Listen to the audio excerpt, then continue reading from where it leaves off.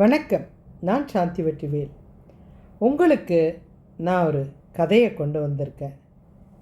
என்னுடைய பகுதியில் நான் சொல்கிற கதையெல்லாம் நிறைய பேர் தேடிக்கிட்டு இருக்க கதைகள் தான், வித்தியாசமான கதைகள் தான்.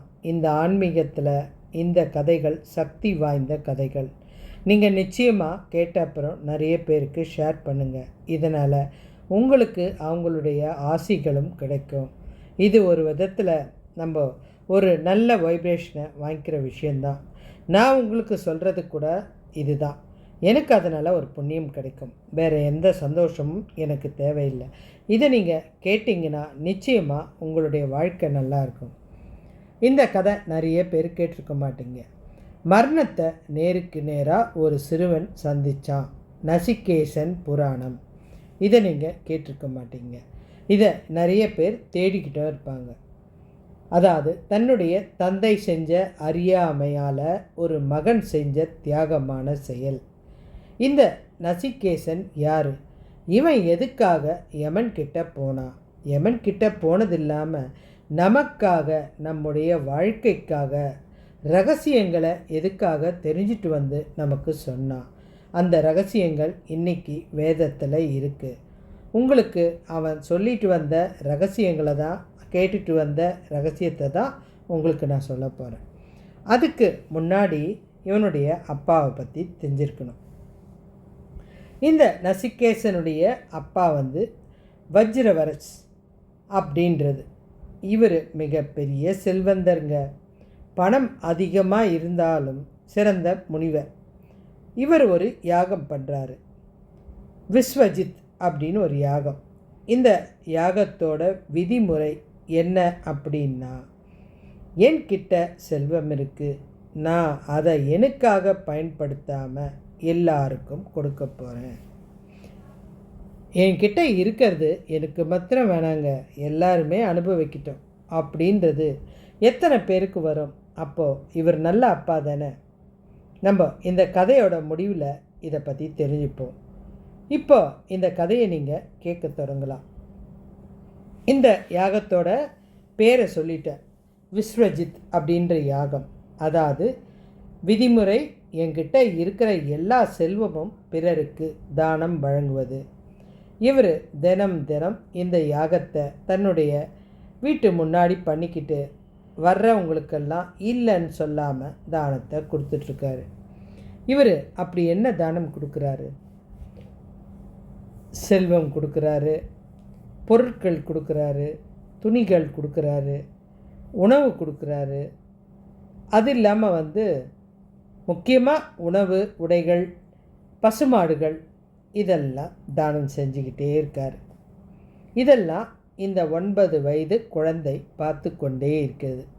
குழந்தைன்னா எல்லாமே தெரிஞ்சிக்க ஆசைப்படும். இந்த குழந்தையும் அப்படி தான். நமக்கு நிச்சயமாகவே குழந்தை ஒன்று இருந்துச்சுன்னா நமக்கு தெரியாத விஷயமே இருக்காதுங்க. நமக்கு தெரியலன்னா கூட அது நம்மக்கிட்ட கேட்குற கேள்வினால் நம்ம மறந்து நம்ம அதை சொல்ல ஆரம்பிச்சிடுவோம். இந்த குழந்தையும் அப்படி தான் அதை பார்த்துக்கிட்டே இருக்குது. அவங்க அப்பா கிட்ட போயிட்டு, அப்பா, எதுக்காக இந்த தானங்களை செய்கிறீங்க? இந்த குழந்தை பயங்கர அறிவு போல் இருக்குது. அந்த குழந்தை கேட்டதுமே, நான் எதுக்கோ செய்கிறேன், நீ எதுக்கு எனக்கு இடைஞ்சலாக இருக்க, போய் உட்காரு அப்படின்ட்டார். குழந்தை போய் உட்காந்துக்குச்சு. உணவு தானம் கொடுக்கும்போது நிற்குது. அப்பா, இந்த தானம் எதுக்காக?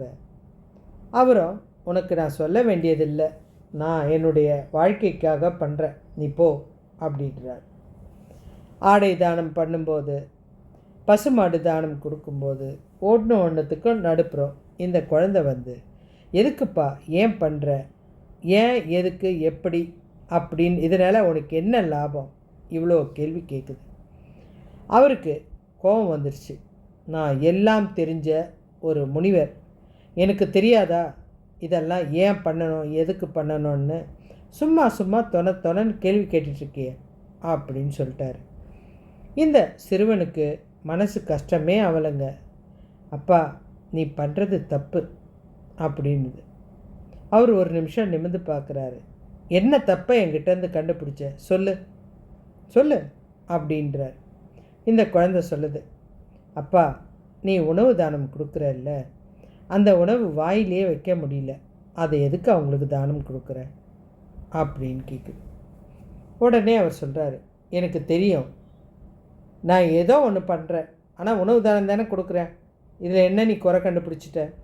அப்பா, நீ துணி தானம் கொடுக்குற, அது தப்புப்பா, அது நல்லா இல்லை. நீ எனக்கு அறிவுரை சொல்லிகிட்டு இருக்காத, உன்னை விட எல்லா வேதங்களும் தெரிஞ்ச, அதனால தான்ப்பா எனக்கு வருத்தமாக இருக்குது. நீ இருண்ட உலகத்துக்கான வழியை தேடிக்கிட்டு இருக்கிய, அதை பார்க்கும்போது என்னுடைய தந்தை அறிவாளி, மிக சிறந்த ஒரு செல்வந்தர், ஏன் இருட்டு பாதையை தேர்ந்தெடுக்கிற? இருட்டு பாதை என்றது நரகத்துக்குண்டான பாதையை எதற்காக தேர்ந்தெடுக்கிற அப்படின்னு இந்த குழந்தை கேட்குது.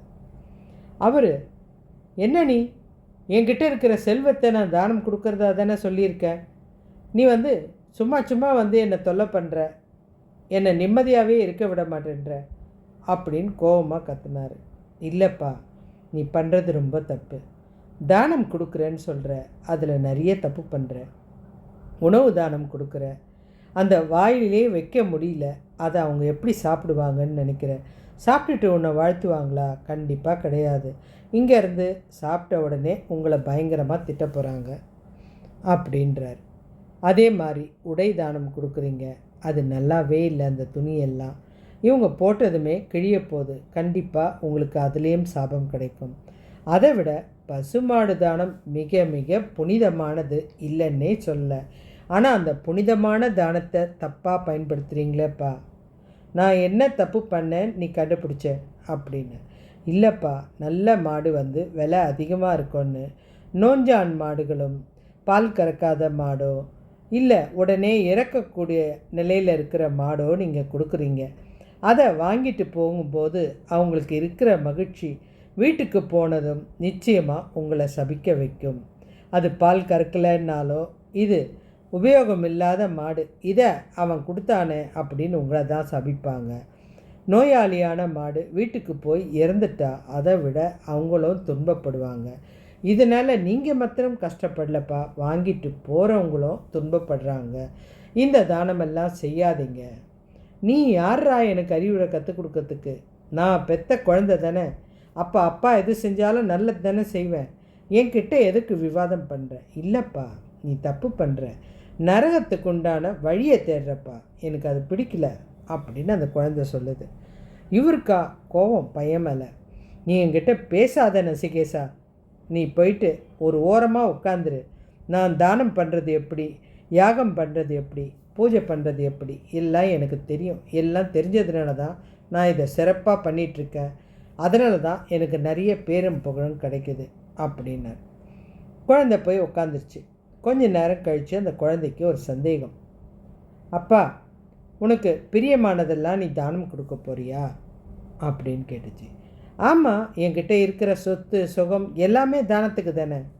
அப்போது என்னையும் தானம் கொடுத்துருவியா அப்படின்ட்டு. உடனே அவங்க அப்பா சொன்னார், பின்ன உன்னை வச்சுட்டு நான் என்ன பண்ணுறது, தானம் கொடுக்க வேண்டிய சூழ்நிலை வந்தால் கொடுத்து தானே ஆகணும் அப்படின்னும்போது அந்த குழந்தை சிந்திக்க ஆரம்பிக்குது. உடனே ஓடி திருப்பியும், அப்பா, எனக்கு இன்னும் ஒரு சந்தேகம் இருக்குது. நீங்கள் என்ன தானம் கொடுக்குறதா சொல்லிட்டீங்க, அப்படி யாருக்கு நீங்கள் கொடுக்க போகிறீங்க அப்படின்னுது. இவருக்கு பையன் மேலே பயங்கரமான கோபம். நான் புண்ணியக்காரன், அதாவது புண்ணிய காரியம் பண்ணிக்கிட்டு இருக்கேன், இவன் ஓயாமல் தொல்லை கொடுக்குறானே அப்படின்னு. உன்னை தானம் கொடுக்கறதா இருந்தால் அந்த யமனுக்கு தாண்டா தானம் கொடுக்கணும் அப்படின்ட்டார். இந்த குழந்தை அதை கேட்டுட்டு போய் உட்காந்துக்குச்சு. இந்த முனிவர் கோபத்தோட யாகத்தை பண்ணிக்கிட்டு இருக்கார். முதல்ல நம்ம ஒரு விஷயத்தை புரிஞ்சுக்கணும். நம்ம பண்ணுறது நல்ல செயல், அந்த நேரத்தில் ஒரு தவறு கூட நடக்கலாம். அதை ஒரு குழந்தை எடுத்து சொல்லும்போது அந்த இடத்துல குழந்தையாக பார்க்காதீங்க. உங்களுக்கு கடவுள் யார் ரூபத்திலையோ சொல்கிற மாதிரி நினச்சி உங்களை மாற்றிக்கோங்க. அது உங்களுக்கு ஒரு வாய்ப்பு. அடுத்தது, குழந்தைங்கள பூஜை செய்யும்போது திட்டாதீங்க. நீங்கள் அங்கே எதிர்பார்ப்போடு உங்கள் மனசில் தோன்ற எண்ணம் நிறைவேறணும் அப்படின்றதுக்காக வழிபாடு செய்கிறீங்க. அந்த நேரத்தில் உங்கள் குழந்தைய நீங்கள் திட்டும்போது நீங்கள் எந்த வார்த்தையை அதிகம் சொல்கிறீங்களோ அதுதான் அந்த இறைவன் முதல்ல ஏற்றுக்குவார். இந்த குழந்தைக்கு அவங்க அப்பா கிட்ட வந்து வணங்குது. அப்பா, நீ என்னை எப்போ யம தர்மராஜனுக்கு என்ன கொடுக்க போகிறேன்னு சொல்லிட்டியோ நான் கிளம்புறேன், நான் போய் அவரை போய் பார்க்க போகிறேன், நானே தானமாக போயிடுறேன் அப்படின்னு போயிட்டே இருந்துச்சு. இவர் அதிர்ச்சியாக உட்காந்துட்டாரு. நசிகேசா அப்படின்னு கூப்பிட்றாரு. குழந்தை திரும்பி கூட பார்க்கல. நேராக யமலோகம் போயாச்சு. யமனுடைய வாசலில் போய் உட்காந்துருச்சு இந்த குழந்தை. நம்மளுடைய கணக்குப்படி நமக்கு 1 வருஷம் பூமியிலன்னா தேவலோகத்தில் 1 நாள் கணக்கு. அதனால தான் வருஷத்துக்கு 1 நாள் தேதி கொடுக்குறோம். இந்த குழந்தை மேலே போயிட்டு உட்காந்த முதல் நாள் எந்த உணவும் சாப்பிடல. 2வது நாள் தண்ணி கூட குடிக்கல. 3வது நாள் காற்றை மட்டும் சுவாசிச்சுட்டு உட்காந்துருக்கு. ஏன்னு கேட்டால் முக்கியமான மீட்டிங் விஷயமா இந்த யம தர்மராஜா எங்கேயோ வெளியில் போயிட்டார். அங்கே இருக்கிற எல்லா யம தூதர்களும் வந்து இந்த குழந்தைக்கிட்ட எதுக்காக வந்திருக்க, உனக்கு இங்கே வர வேண்டிய சூழ்நிலையே கிடையாத, நீ ஏன் வந்த, நாங்கள் வேணும்னா நாங்களே வந்து உயிரை எடுத்துப்போம். ஒரு குழந்தை உயிரோட தேவலோகம் அதாவது யமலோகம் வந்திருக்குன்னா அது ஒரு ஆச்சரியமான விஷயம். நாங்களே இப்போ தான் ஒரு உயிரை உடலோடு பார்க்குறோம். எங்களுக்கு அந்த வாய்ப்பு கொடுத்ததுக்கு நன்றி. ஆனால் நீ ஏதாவது சாப்பிட்ணும், இல்லைன்னா யம தர்மராஜா வந்தால் எங்களை திட்டுவார். அரண்மனைக்கு வந்த ஒரு விருந்தினரை கூட உணவு இல்லாமல் அனுப்பக்கூடாது. எனக்கு ஒரு தலைவன் இல்லாத வீட்டில் உணவு அருந்த மாட்டேன், அது சாஸ்திரப்படி தப்பு. இந்த குழந்தை எவ்வளோ தெளிவாக சொல்லுது பாருங்கள். அதனால் நான் சாப்பிட மாட்டேன், அவர் வரட்டும் அதுக்கப்புறம் சாப்பிட்றேன் அப்படின்னு. 3 நாளாக இந்த குழந்தை அந்த யமலோக வாசல்லையே தவக்கோலத்தில் உட்காந்துருக்கு. 3 நாள்ன்றது 3 வருஷம். இப்போ யம தர்மராஜா வந்துட்டார். வாசலில் ஒரு குழந்தை உட்காந்துருக்கிறத பார்த்ததுமே அந்த குழந்தையை கேட்குறாரு, யாருப்பா நீ அப்படின்றாரு. ஐயா, நான் உங்களுக்கு தானமாக வந்திருக்கேன் அப்படின்னு. அவர் கேட்குறார், தானமா? என்ன சொல்கிற? எங்கள் அப்பா வந்து தானம் கொடுக்குறவர். அவர் மிகப்பெரிய செல்வந்தர், யாருக்கும் இல்லைன்னு சொல்லாமல் அள்ளி அள்ளி கொடுக்குறாரு. அவர் செய்கிற தானம் வந்து உபயோகம் இல்லாத தானமாக இருக்குது. நான் வந்து எல்லாருக்கும் தானம் கொடுக்குறீங்களே, என்னை யாருக்கு கொடுக்க போகிறீங்கன்னு கேட்டேன். அதுக்கு அவர், உன்னை யமனுக்கு தான் கொடுக்க போகிறேன் அப்படின்னு சொன்னார். எனக்கு ஒரு வருத்தம், என்னையும் உபயோகம் இல்லாதப்போ உங்களுக்கு தானமாக கொடுத்துட்டா அந்த பாவம் அவருக்கு தானே வரும். அதனால் உங்களுக்கு மன வருத்தம் வரக்கூடாது அப்படின்றதுனால நான் ஆரோக்கியமாக இருக்கும்போதே உங்களுக்கு தானமாக வந்துட்டேன் ஐயா, என்னை நீங்கள் ஏற்றுக்குங்க அப்படின்னு சொன்னவனே யம தர்மராஜா எதுக்குமே கலங்காதவர் ஒரு நிமிஷம் ஆடி போயிட்டார். அந்த குழந்தைய சேர்த்து அணைச்சிக்கிட்டு, இந்த பாருப்பா, நீ முதல்ல சாப்பிடு, 3 நாள் நீ தவம் இருந்திருக்க, உனக்கு நிறைய விஷயம் நான் சொல்லித்தரேன் அப்படின்னு சாப்பாடை கொடுக்குறாரு. எனக்கு சாப்பாடுக்கு முன்னாடி ஒரு வாக்கு மாத்திரம் கொடுக்கணும். எனக்கு நீங்கள் ஏதாவது வரம் கொடுக்கணும்னு நினச்சிங்கன்னா கண்டிப்பாக எனக்கு 3 வரம் வேணும். கண்டிப்பாக 3 நாளாக எனக்காக நீங்கள் இருந்திருக்க, உனக்கு தேவையான வரத்தை நான் நிச்சயம் கொடுப்பேன் அப்படின்றாரு. குழந்தை வந்து கேட்குது, எனக்கு வந்து 3 வரம் தரேன்னு சொன்னீங்க, அந்த 3 வரமும் எனக்கு குறைவில்லாமல் கொடுக்கணும் அப்படின்னு சொல்லிட்டு உணவை சாப்பிட்டு அவர்கிட்ட 3 கேள்வியை கேட்குது. முதல் கேள்வி, குடும்ப நிம்மதி வேணும். அதாவது எங்கள் அப்பா பழைய மாதிரி அன்பாக இருக்கணும். இறைவா, என்னுடைய அப்பா கோவத்தில் என்கிட்ட நீ யமலோகம் போ, யமனுக்கு நான் உன்னை தானம் கொடுக்க போகிறேன்னு சொல்லிட்டார், நான் வந்துட்டேன். ஆனால் அவர் எனக்கு அன்பான அப்பாவாக வேணும். அந்த குழந்தையோட ஆசையை பாருங்கள், எனக்கு அவர் அன்பான அப்பாவாக வேணும் அப்படின்னவனே யம தர்மராஜா, கண்டிப்பாக உங்கள் அப்பா நிச்சயமாக பழைய மாதிரியை விட இன்னும் அன்பாகவும் ஆதரவாகவும் இருப்பார், நல்ல செயல்களை செய்வார். 2வது கேள்வி அந்த குழந்தை சொல்லுது, சொர்க்கத்தோட ரகசியம் என்ன? அதாவது சொர்க்கத்தில் நிறைய விஷயம் இருக்குது, அதை பற்றி எனக்கு ரகசியத்தை நீங்கள் சொல்லணும். அதுக்கு அக்னி வித்தைன்னு ஒரு விஷயம் இருக்குது. சொர்க்கத்தில் பசிக்காது, தாகம் இருக்காது, முதுமை இருக்காது, மரண பயம் கிடையாது அப்படின்னு கேள்விப்பட்டிருக்கேன். அந்த சொர்க்கத்தை அடையிறதுக்கு ஒரு மனுஷன் செய்ய வேண்டிய அந்த அக்னி வித்தையை பற்றி எனக்கு நீங்கள் முழுக்க சொல்லி கொடுக்கணும் அப்படின்னு சொல்லுது. அவரும் உபதேசம் செஞ்சுட்டு அந்த ரகசியத்தமான யாகத்தை பற்றி நசிகேசனுக்கு விளக்கி சொல்லிட்டு அந்த கூர்மையாக அந்த குழந்தை புரிஞ்சுக்கிட்டு, எனக்கு புரிஞ்சிடுச்சு, இந்த அக்னி வித்தை அப்படின்றது வெறும் சடங்கு இல்லை இறைவா, இது பிரபஞ்சத்துடைய சக்தியை ஒருநிலைப்படுத்தி வாழ வைக்கிற ஒரு கலை. இதை சரியாக செய்கிறவங்களுக்கு மரண பயமே இருக்காது, சொர்க்கத்தை நிலையாக அடையக்கூடிய சக்தி கிடைச்சிடும் அப்படின்னு சொன்னதுமே யம தர்மராஜாவுக்கு ரொம்ப மகிழ்ச்சி ஆயிடுச்சு.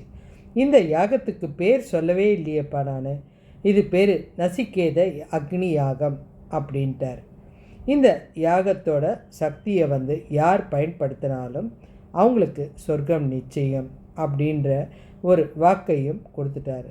3வது கேள்வி இந்த குழந்தை கேட்குது, மரணத்தோட ரகசியம்தான் எனக்கு தெரியணும், இதுதான் முக்கியமான விஷயம் இறைவா, இதுதான் கடைசி வரம், இதுக்கப்புறம் நான் கேட்க மாட்டேன். ஒரு மனுஷன் இறந்த பிறகு அவன் எங்கே போகிறான், அவன் எங்கே இருக்கிறான், இல்லையா உயிரோடு இருக்க மாட்டானா, மரணத்துக்கு அப்புறம் என்ன நடக்கும், இது எனக்கு நீ கண்டிப்பாக சொல்லணும். அதுவும் யார்கிட்ட கேட்குது, மரணத்தின் அதிபதியான அந்த யம தர்மராஜா கிட்ட கேட்குது. இல்லைப்பா, இந்த ரகசியம் மாத்திரம் நான் யாருக்கும் சொல்ல மாட்டேன், ஏன்னா இது தேவலோக ரகசியம், அதுக்கு பதிலாக நீ எவ்வளோ வேணாலும் பொண்ணும் பொருளும் கேளு தரேன் அப்படின்னு சொல்லுது. எனக்கு அதெல்லாம் வேணாம், இந்த விஷயம் தெரிஞ்சால் போதும் அப்படின்னு சொல்லுது. அப்போ தான் யாரும் மரணத்தை பார்த்து பயப்பட மாட்டாங்க அப்படின்னு கேட்குது. உண்மைதான்ப்பா, ஆத்மா அழிவற்றது நசிகேசா, இந்த உடல் அழியக்கூடியது தான், ஆனால் உள்ளே இருக்கிற ஆத்மா பிறக்கிறதும் இல்லை இறக்கிறதும் இல்லை, அது எதனாலையும் உருவாக்கவும் படலை. இந்த உடல் கொல்லப்பட்டால் கூட அந்த ஆத்மா அழிவதே இல்லை. 2 வழி தான் ஒரு மனுஷன் துன்பப்படுறதுக்கு காரணம். அதாவது ஒன்று தற்காலிக சுகம், இன்னொன்று நிரந்தரம் இல்லாதது. அதாவது ஒருத்தன் இந்த பிறவியில் எனக்கு இது தேவை, எனக்கு பணம் அதிகம் வேணும், எனக்கு சொத்து அதிகம் வேணும், எனக்கு உறவு நிறைய வேணும், எதை விரும்புகிறானோ அடுத்த ஜென்மத்தில் அது அதிகமாக பெற்று இதுக்காகவே அடுத்த ஜென்மத்துக்கு வாழ வேண்டிய சூழ்நிலை வருது. நல்லா புரிஞ்சுக்கணும், ஒரு ஆசை தான் அடுத்த பிறவிக்கு தொடக்கம். இதுதான் பூமியில் மக்கள் பண்ணிக்கிட்டு இருக்க வேலை. அதனால் இந்த ஆத்மாவுக்கு அழிவு கிடையாது, ஆனால் இவன் படுற ஆசைக்கு தான் அடுத்த ஜென்மம்னு ஒன்று இருக்குது. இது தற்காலிக சுகம், அதாவது பிரேயஸ் அப்படின்வாங்க. அடுத்தது ஸ்ரேயஸ் அப்படின்னா நிரந்தரம் இல்லாதது. உண்மையான அறிவோடு இருக்கிறவங்க இதை புரிஞ்சுப்பாங்க. எப்படின்னா, நிச்சயமாக ஆத்மான்றது இதயத்தோட ஆழத்தில் ஒரு சின்ன அணு மாதிரி ஒரு துகள் தான். அந்த அணு பிரபஞ்சத்தை விட மிக பெரியது. நான் இந்த உடல் அல்ல, நான் அழிவற்ற ஆத்மா அப்படின்னு யார் ஒருத்தன் மனப்பூர்வமாக புரிஞ்சுக்கிறானோ அவனுக்கு உலகத்தில் அழிவை பற்றி பயம் கிடையாது, இறப்பை பற்றி கவலை கிடையாது, இந்த உலக வாழ்க்கையில் எது மேலேயும் பற்றுதல் இருக்காது. இப்படிப்பட்ட ஒரு மனிதன் மரணமே இல்லாமல் வாழலாம் அப்படின்றார். இது எவ்வளோ பெரிய சக்தி வாய்ந்த விஷயம் பாருங்கள். இதை தான் அந்த குழந்தை கேட்டுட்டு வந்திருக்கு. நம்மெல்லாம் இறப்புன்னதுமே பயந்து அழுகிறோம். இறப்புக்கு அழறதுக்கு காரணம் நாம் தான். ஏன்னா அடுத்து நாம் என்ன பண்ணணும்னு டிசைட் பண்ணது நம்ம தானே. அப்போ நம்ம தானே அனுபவிச்சிருக்கணும். நம்மக்கிட்ட எவ்வளோ பொருள் இருக்கோ அதை வச்சு தானே நம்ம செலவு பண்ண முடியும். நீங்கள் தானே எனக்கு இது வேணும் அது வேணும்னு ஆசைப்படுறீங்க. அப்போ அதுக்கு ஒரு பிறவி கொடுத்து தானே ஆகணும், அதை நீங்கள் அனுபவிச்சு தானே ஆகணும். கடவுள் முடிவு எடுக்கிறதில்ல, உங்களுடைய பிறவியை நீங்கள் தான் முடிவு எடுக்கிறீங்க. எதுவும் நிரந்தரம் அல்ல, என்னுடைய ஆத்மா நிலையானது, இது எதுக்கும் ஆசைப்படாது அப்படின்னு நினைக்கிறவங்க தான் மகான்களும் சித்தர்களும். அதனால தான் அவங்க விருப்பப்படும் போது அந்த உயிரை வெளியில் போ அப்படின்னு துரத்துறாங்க. அவங்களால அதை செய்ய முடியுது. இவ்வளோ சக்தி வாய்ந்த இந்த விஷயத்தை உங்களுக்காக நான் இதை தேடி கண்டுபிடிச்சி சொல்லியிருக்கேன். உங்களுக்கு ஆசைகள் அதிகம் இருக்கலாம், ஆனால் அதை கம்மி பண்ணிக்கோங்க. அதோடு இல்லாமல் இந்த குழந்தைக்கு இன்னும் ஒரு எக்ஸ்ட்ரா ஒரு ப்ரமோஷன் கொடுக்குறாரு. நீ இந்த குழந்தையாவே நீங்கள் வந்துட்ட, நீ உன்னுடைய அப்பா கூட போய் சிறப்பாக வாழ். இந்த குழந்தை பூமிக்கு தன்னுடைய தந்தையை பார்த்ததுமே அவர் முன்னை விட பாசத்தோடு அந்த குழந்தையை பார்த்துக்கிறாரு. அந்த குழந்தை சொன்ன அறிவுரைப்படி இனி நல்ல நல்ல விஷயங்களை செஞ்சு வாழறாரு.